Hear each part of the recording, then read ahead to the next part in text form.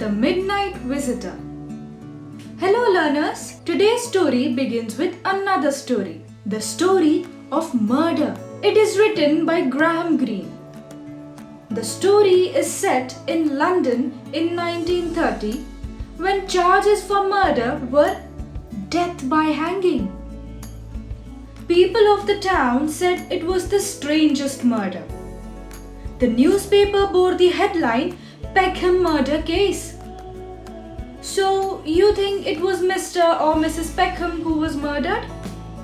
Well, sorry, Peckham was the name of the street and the person murdered was Mrs. Parker. Well, the person who was caught was a well-built man with bloodshot eyes. To make matters interesting, he was an ugly man and has a face that one couldn't easily forget. That's what people said. And that became a very important point. Well, what had actually happened at 2 o'clock in the morning, Mrs. Salmon, who lived 15 Northwood Street, it is a street name like MG Road, had not been able to sleep. She heard the door shut and she looked out of the window. There she saw Adam, the accused who is in court now, on the steps of the victim's house. He had just come out and he was wearing gloves. Before he moved, he looked up at the window, removed those gloves and threw them somewhere. Henry, he had been driving home late. He nearly ran over Adam at the corner of the street because he was walking in the middle of the road looking dazed. Who was walking dazed? It was Adam. The third witness was Mr. Wheeler, who lived opposite to Mrs. Parker. He was woken up because of a noise he had heard, just like Mrs. Salmon had done. He too saw Adam's back, and as he turned, he saw his bloodshot eyes. Well, the lawyer said that they want to plead mistaken identity. Adam's wife was the witness, that he was with her on February 14th. What day is it? Right, Valentine's Day. The prosecution said that with the description given by all the witnesses, mistaken identity was not the problem. Mrs. Salmon was called again because she was an important witness. She knew she was the important witness in the court at that moment. The lawyer of the defense, Adam's lawyer, began to cross-examine her. He says, "Now, Mrs. Salmon, you must remember that a man's life may depend on your evidence." "I do remember it, sir." "Is your eyesight good?" "I have never had to wear spectacles, sir." "You're 55-year-old, aren't you?" 56, sir." "And the man you saw was on the other side of the road, is that right?" "Yes, sir, he was." "And it was 2 o'clock in the morning? You must have remarkable eyes, Mrs. Salmon." "No, sir. There was moonlight, and when the man looked up, he had the lamplight on his face." Mrs. Salmon is asked again to really check the man out. Then the defense asks her to look around to see if there's anyone in the court who she might have mistaken for Adam. And when she looks around, there is one more man sitting there looking exactly like Adam. She points out to him and says, "It's that man." She is again asked if she knows who actually killed Mrs. Parker, but she has no idea. She had been so confident in her eyesight, but now they were deceiving her. Case over and the acquitted released. Now the case was left open. Who killed Mrs. Parker? Then they appointed a detective to overlook the case. This was important because if the man was allowed to go off the hook, they might do it again. And being identical twins, they would always have the benefit of the doubt. Now, if you were the detective that they have hired, what are the traits that you think are required for a detective? The traits of a detective are being observant, having a presence of mind, should be capable to think analytically, making a note of every observation, meaning should be able to form patterns.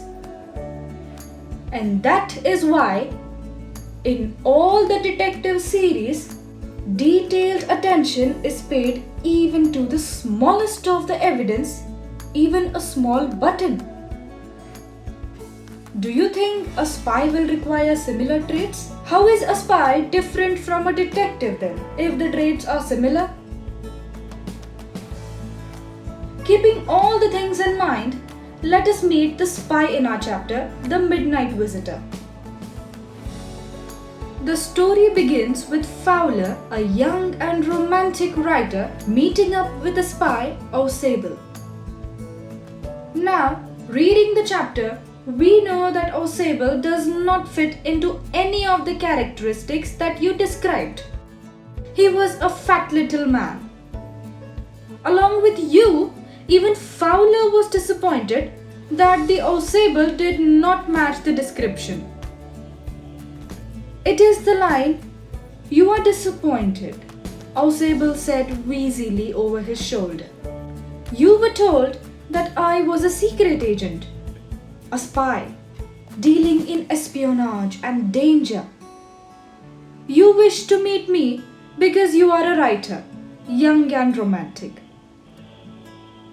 You envisioned mysterious figures in the night, the crack of pistols, drugs in the wine." Tells us that Ausable knew Fowler was disappointed. But he assures him that he still has a case. Now, where do you think both of them are? They are in a gloomy French hotel where Ausable had booked a room. It was on the 6th floor, which was also the top floor. Even the setting was not romantic enough for a writer. Then Ausable says that you have spent a dull evening with a floppy fat man instead of having messages slipped into his hand by dark-eyed beauties. Gets only a prosaic telephone call making an appointment in his room. You have been bored. He even calls him disillusioned.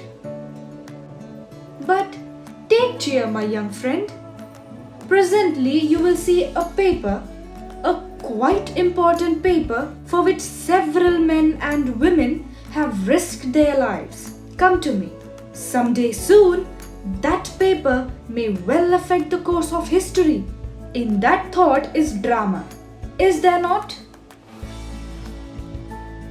When they switch on the light in the small, they are surprised to see a man there. Or should I say shocked because he was pointing an automatic pistol at them. Ausable stays calm and calls out to the man. "Max, you gave me quite a start. I thought you were in Berlin. What are you doing here in my room?" There is a bit of a banter between the two. This is where we come to know that Ausable had called drama before. He was going to be in possession of some important papers that would change the course of history, and Max was there to take it from him.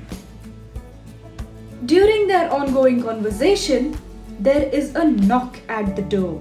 Max looks worried because Ausable said that there were police called here to guard the papers. What happened then? Instead of being caught, Max preferred to jump out into the balcony that Ausable had mentioned before, which has been the reason for intruders these past few months. We know how it ends. What do you think was the motive behind this deception? He used his presence of mind and stayed calm because he knew that thieves behave in a certain way, and he played it to his advantage. Max behaved exactly the way Ausable wanted him to behave. This means he had mastered the art of focusing on details and made observations about human behavior. In the story, we also see how appearances can be deceptive. Can you tell me how from the chapter? Do you think it is better if the spy is camouflaged rather than looking distinctly alpha male?